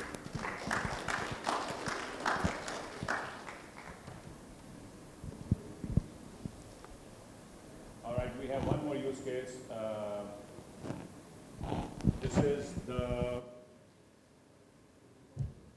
the OP and IP automation. So this was done in Gangaram Hospital, correct? Do we have somebody from the Gangaram Hospital? Mr. Arun? Yeah, please. Oh, thank you so much for joining us. Come, please come. No, this is a use case which I'll want him to explain. Gangaram is one of the leading hospitals in the country, you know, based in Delhi, and I think.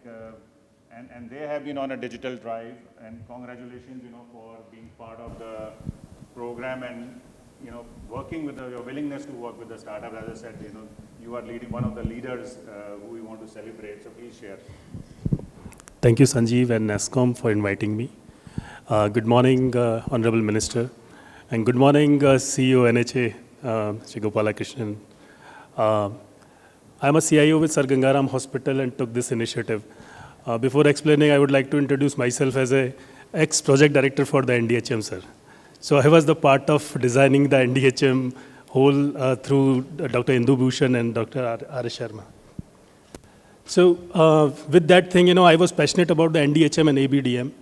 While joining the Sir Gangaram Hospital, I found that why not with the HIS there, we should integrate with the NDHM or the ABDM. With that, you know, patient when walks into the hospital, they go through the whole pain, and they don't know where to go, how to get it, and carry the whole past file along with them. So that's a pain. And how to reach out to the appointment, get the appropriate doctor, with the one short QR code, patient can get the registered and go to the appropriate OPD. And not only that, after the OPD, if they are into the IPD, how do they take the whole journey along with them?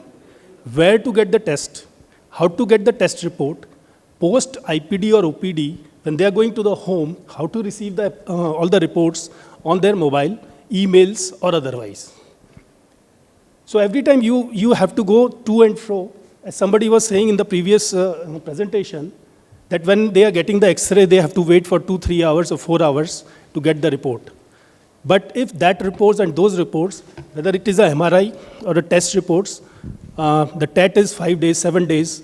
So, you need to get all those digital reports with the SMS that your report is ready. You go to the link and can download the report. So that type of system we envisaged and implemented into the Gangaram Hospital. Another pain in the OPD is, in the IPD is discharge processes. Every hospital is struggling with the discharge processes. When patient is well, clinician tell patient that now you are going to discharge tomorrow. It takes another 12 hours, 8 hours to get the discharge. So we are working upon that with the NASCOM also to get the startup and find some solution to expedite this. Thank you so much. Thank you. So, this is the change we are bringing and that startups are bringing, I should say, we are facilitating. And, this technology which is developed in the grassroots actually gets into the hands of people where it gets to the citizens of the country.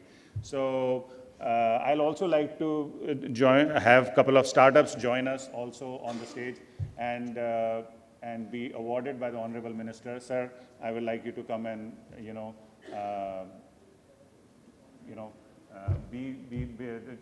felicitate these people, who have done excellent work. So startups, Care Expert and iWay Plus. So please join this effort. You are equal partner to the success of this. Yeah, please get the awards.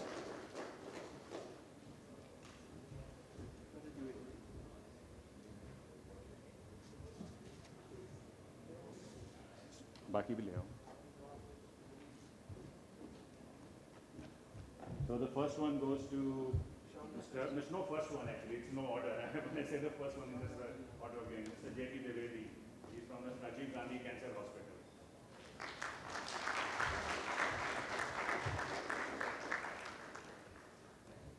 Shamnath Harinath, Siemens Healthineers.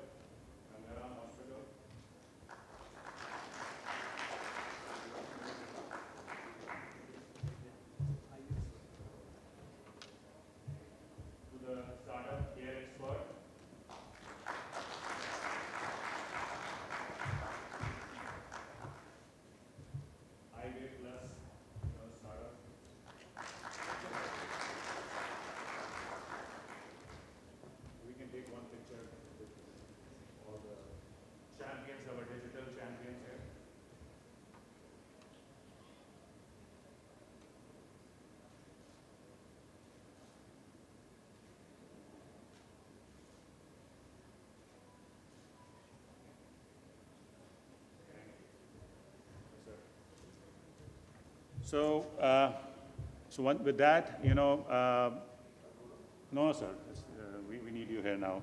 This is the moment we have been waiting for.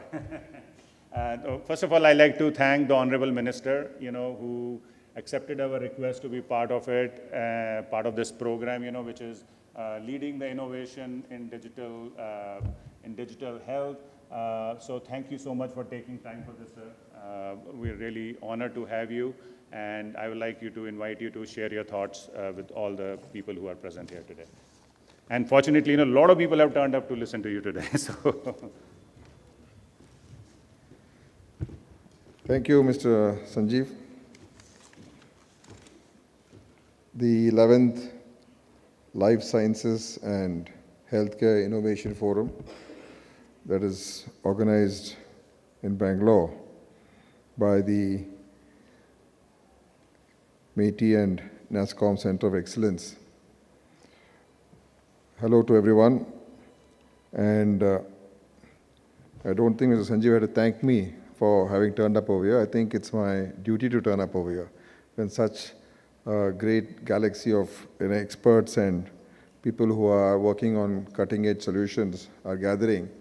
I think my job as a health minister requires that I come and listen and also hear out and try and see that where we can also improve our systems in the government using all these excellent and wonderful work that is being done by many startups and many of the international, multinational companies.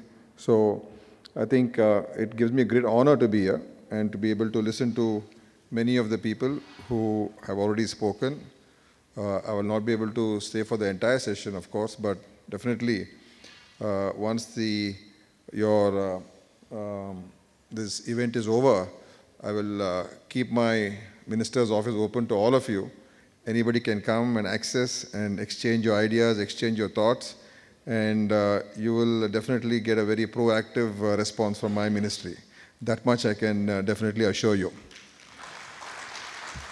So, healthcare is, of course, one of the most important duties and responsibility of a government. Healthcare and education becomes two fundamental aspects of any good government's policies, and Karnataka has been doing fairly well in the health sector. I will not say that we are the number one or we are the top, but definitely we are among the better states. And there is a lot of scope for improvement, a lot of things to be done. And what I've been seeing over here is something that I think definitely which needs to be translated and used in the government sector also. And many of the programs are already being implemented in the government sector. And to see that good healthcare and good solutions and better advice to the patients and faster, quicker responses happen to people living in remote areas, living in rural areas, living in villages and small towns, mofussil towns. So that becomes very important.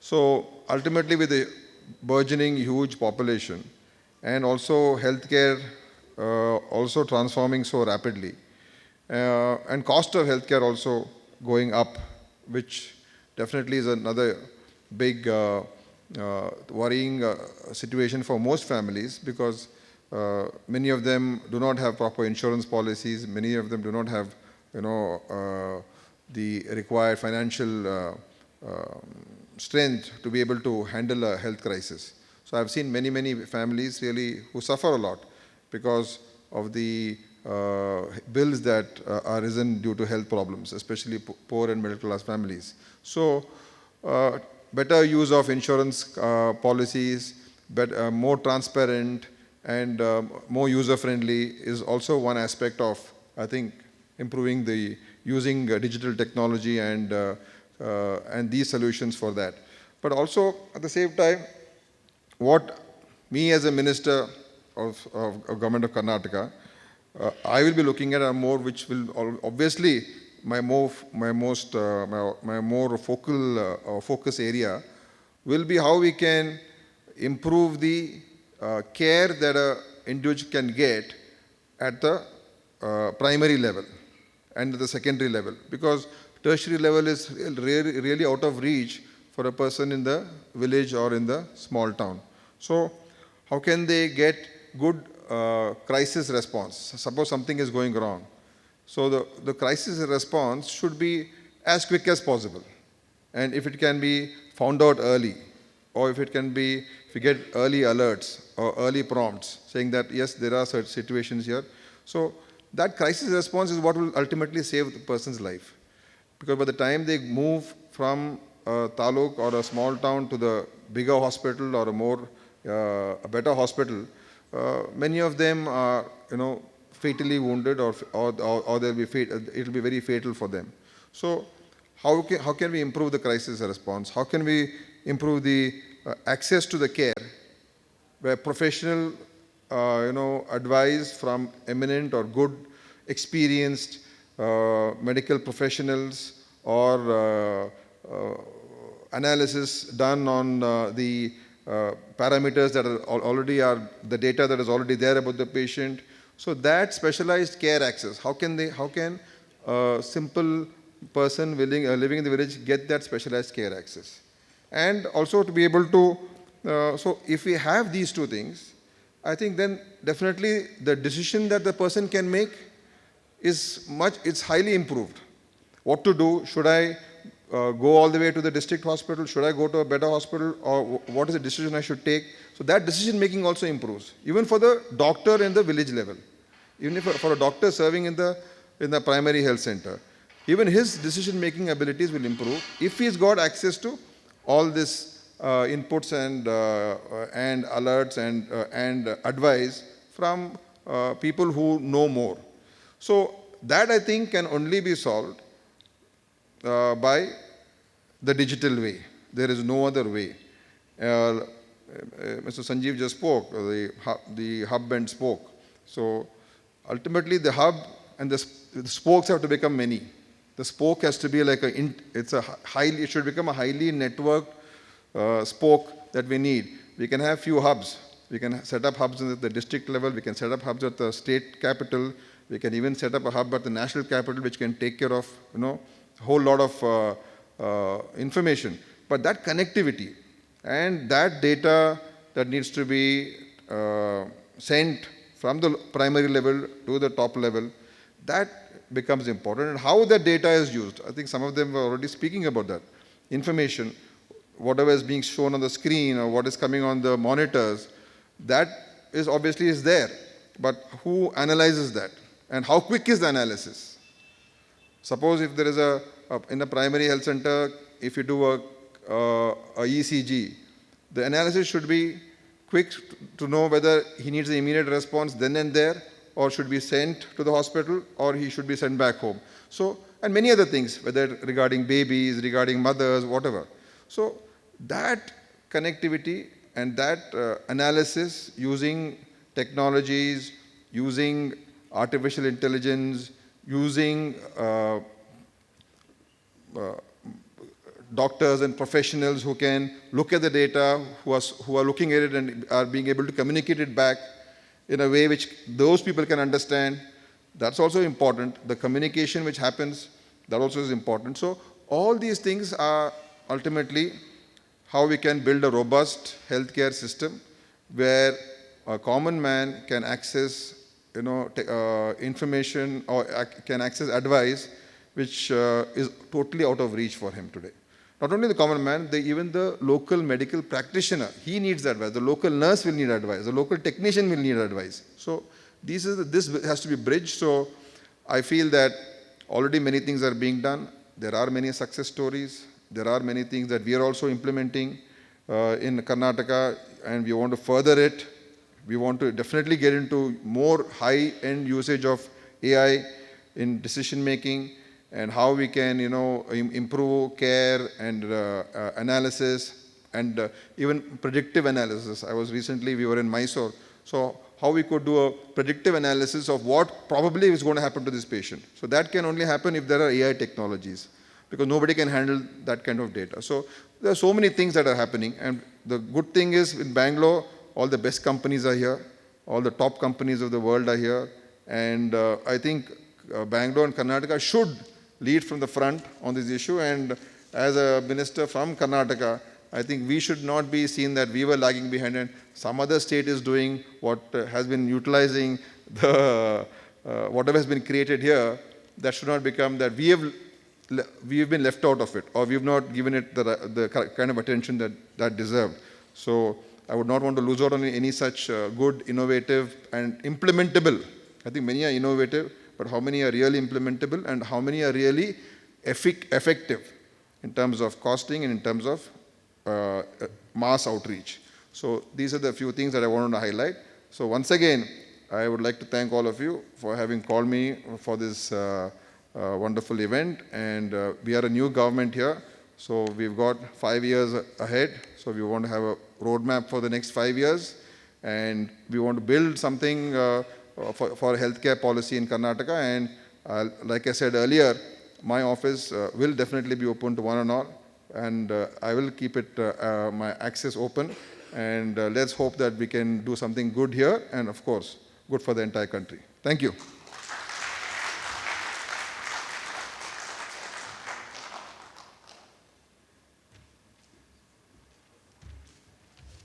Thank you, Honorable Minister.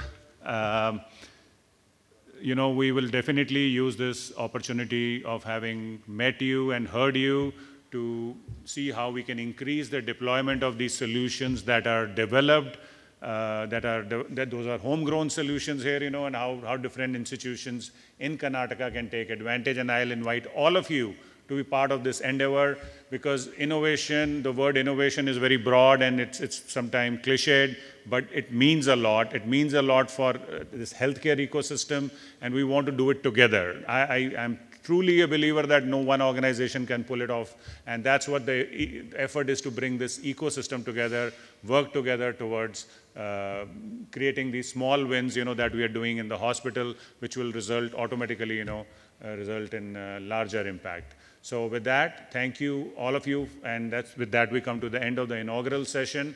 I'll invite all of you to visit the booths and enjoy some tea before we reconvene for the next session. Thank you, everyone. Thank you, Honorable Minister. Thank you, Gopalakrishnan ji.